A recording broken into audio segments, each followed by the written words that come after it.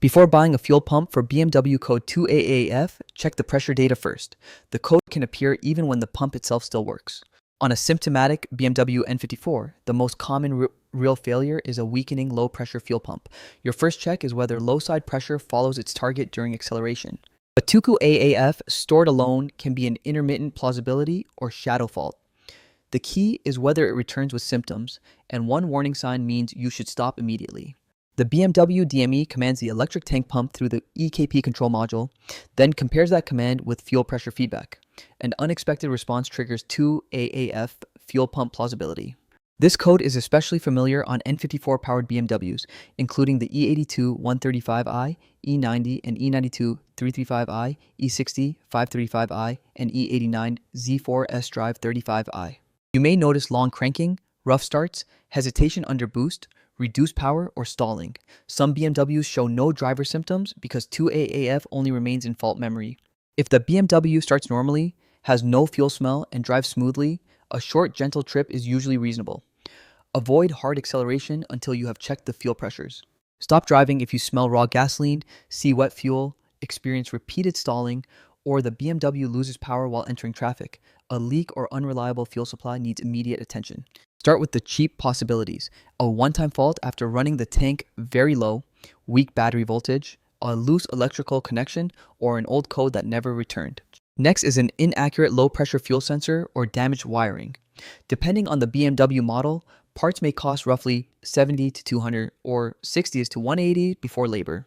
The common true failure is a tired in-tank low-pressure pump, sometimes combined with a restricted filter or regulator assembly. Pressure usually falls when the N54 demands more fuel under boost. Less commonly, the BMW EKP pump control module overheats or its power circuit develops excessive resistance. A high-pressure pump fault is possible, but 2AAF alone does not prove it. Begin with a BMW-capable OBD2 scanner. Record every DME code and freeze frame before clearing anything, because engine speed, voltage, and load reveal when 2AAF was triggered. Clear 2AAF, start the BMW, and let it idle. If the code stays away, take a gentle test drive with at least a quarter tank. Never diagnose fuel delivery on an almost empty tank. Display low-pressure fuel target and actual pressure. A healthy N54 system is commonly near 5 bar, around 72 psi, although BMW strategy and operating conditions change the exact value.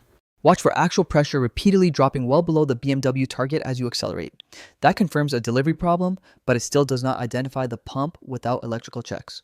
With the BMW switched off, inspect the pump area connector beneath the rear seat access cover for corrosion, looseness, darkened plastic, or melted terminals. Do not open the fuel tank.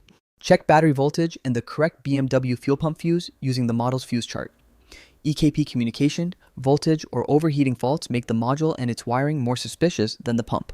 If low side pressure stays stable, but codes such as BMW 29F2 or 29DC appear with rail pressure loss, investigate the high pressure system instead.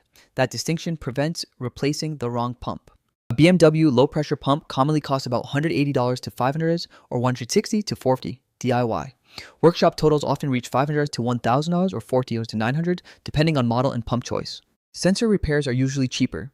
EKP replacement can reach roughly $400 to $900 or $350 to $800 installed and may require BMW programming.